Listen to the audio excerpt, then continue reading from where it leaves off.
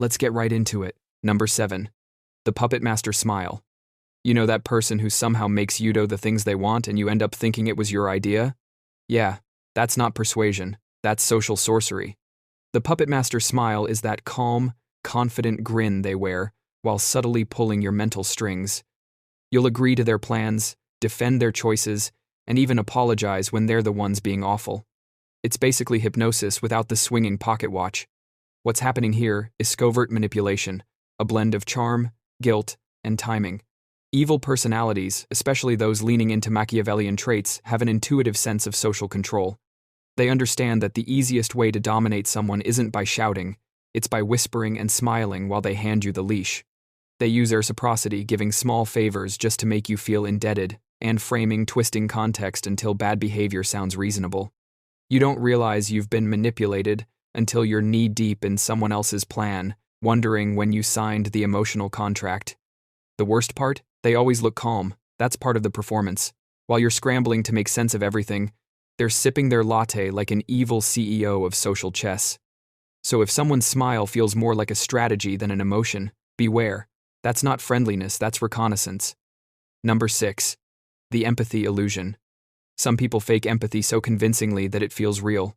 They'll mirror your tone, nod at all the right moments, even tear up at your story, but underneath, there's nothing. It's emotional cosplay.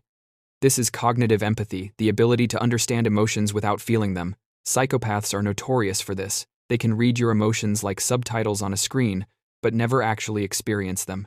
They use it to predict reactions, to control outcomes, to manipulate trust. They'll say, "I totally get how you feel," but what they mean is, "I've gathered enough data to exploit that later." It's wild because your brain responds to perceived empathy almost the same way as real empathy. Your oxytocin levels rise, your guard drops, and suddenly you're confiding in someone who sees you as a chess piece. The illusion works because humans need connection. We're social creatures, built to detect kindness, but our radar is analog, and theirs is digital. If you've ever poured your heart out and walked away feeling strangely hollow, like the conversation gave nothing back, you might have just experienced counterfeit empathy. It's empathy-shaped, empathy-flavored, but it's got the emotional nutrition of cardboard. Number 5. The rule rewriter. The rule rewriter. The person who believes social rules are merely suggestions for other people. They twist boundaries, redefine promises, and rewrite moral laws in real time to benefit themselves. You call them out on a lie? "Oh, I never said that. You misunderstood." You point out hypocrisy? Well, that's different. You quote their own words back? You're being dramatic. This is psychological gymnastics, and they're Olympic-level flexible. Evil people thrive on moral relativism, bending ethics until everything they do seems justified. They're allergic to accountability. At the neurological level, this often shows up in people with antisocial traits, a reduced response in brain areas linked to guilt and empathy. Basically, their inner moral compass is just a decorative fridge magnet. The rule rewriter survives by constantly rewriting the script. Today, they're the hero, tomorrow the victim, and by Friday, they're the misunderstood genius. You can't argue with them, because logic isn't their weapon, narrative is. When someone constantly changes the rules mid-game and still insists they're being reasonable, remember, you're not in a debate, you're in their improv show, and they're always the lead. Number 4. The calm before the manipulation. Some evil people don't need to yell, they don't need chaos. Their power is in silence, calculated calmness that makes you feel like the crazy one. You confront them about something awful, and instead of reacting, they go eerily blank. No guilt, no emotion, just serenity. It's unsettling, right? That's the point. This tactic taps into emotional regulation as control. By staying calm, they force you to overcompensate. You get louder, more desperate, more emotional, and suddenly, you're the problem. They might sigh and say, "See, this is exactly what I mean. You're overreacting." Boom, they win. Because the person who looks calm is always assumed to be the rational one, even when they're the manipulative disaster in the room. It's psychological judo. They use your emotional energy against you, and you walk away questioning yourself. Was I really that dramatic? No, you weren't. You were provoked by a master of emotional control. So next time someone's perfect calm feels more like a trap than tranquility, it probably is. It's not enlightenment, it's performance art. Number 3. The chaos generator. You ever meet someone whose life is always a mess, but somehow they're never the one cleaning it up? Every day's a new crisis, drama at work, fights with friends, emotional emergencies that somehow require your attention at 2 a.m. That's not bad luck, that's design. Evil people thrive on chaos because chaos hides accountability. If everything's on fire, no one's asking who lit the match.